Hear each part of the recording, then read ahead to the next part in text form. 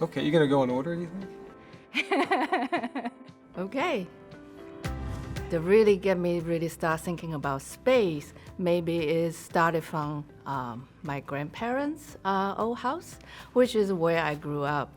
And it's a very simple U-shape, one-story house. The U-shape at the bottom U is facing the street and shaping the internal outdoor courtyard. And I just love that private and very intimate scale of the space. And so I spent quite a lot of time there. You know, I guess it impacted my special concept pretty deep. But another reason is across the street from our house, actually there's an architecture studio. I don't practice architecture in a traditional sense that you think when you're going into architecture school, but I still think of myself as an architect. I have a license, and I still influence the design process and inform the buildings that we design just in a different way than if I were drawing the detail for any part of the building, in more thinking about the design of the building in terms of its performance rather than the tectonics of maybe how it's going together. I've always seen architecture as just an incredibly powerful lens through which to see and engage the world. And what I mean by that actually is that architecture, because it spans this incredible range, it enables somebody who's been trained as an architect to have an appreciation for an object somebody's made, how well something is crafted, all the way through to, say, the scale of a city and how a city has evolved over time. And so it just provides this incredible way of seeing and interacting and experiencing the world. So things in architecture that drive me crazy right now are a lot of the things going on with skins where there's this constant vibration of the window pattern. And you're seeing it all over the city, you see it all over the country, seeing it in magazines. And there's this kind of skip-stop ladder of these windows moving up a building. Randomness, pattern, and color driving me nuts. It's just that you drive around the Boston on the street. You saw almost every single building look almost having a uniform.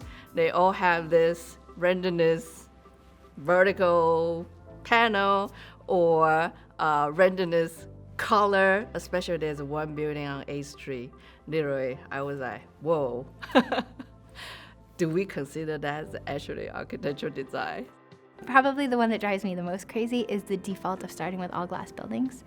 I feel like we often, when we do renderings, and this is an industry, not just at Payette specifically, but I think early on when we just don't know exactly what the materiality of our buildings are going to be, we just start with this image of it being a mostly glass building, and then I feel like I spend most of my time trying to counter that. And I think if you look at the Seaport, it's a perfect example of lots of things, that is what we are building. And I think to a certain extent we sort of abdicate our role as designers by just wallpapering this glass everywhere, and there's all sorts of performance issues from comfort to glare to energy that come about from that. So I think we could be better about judiciously using our glass that would yield better buildings.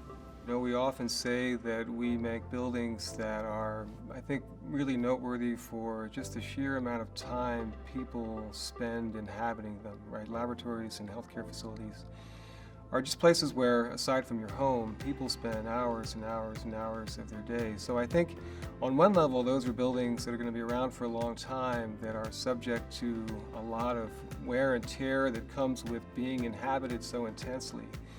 So I think what's really meaningful for me as I think about how we can make them is to create buildings that are going to stand up to that test of time, that use materials that may not be the most flashy thing or the newest thing, but that will actually endure and will weather and become part of the background of that building, and that ultimately the buildings really become background to the activities that take place within them.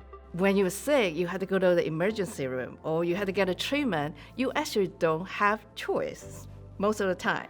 So to me, is that healthcare designs matter and it's very critical. I think architecture can have a really big impact We spend most of our time indoors. The statistic is we spend more than 90% of our time indoors. So it has a big influence on society and people because it's where we spend our time. And I think in terms of its environmental impact, most of our carbon emissions in the country come from buildings. Cities like Boston have set a goal to get to carbon neutrality.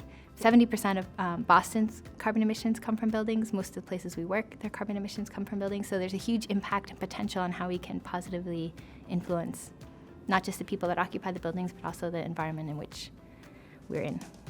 So one more thing I might add is just have fun. In the end, just have fun. There's so much about what we do that's so serious that laugh every once in a while, make fun of something, have some fun, and I think when you're having fun, you do great things.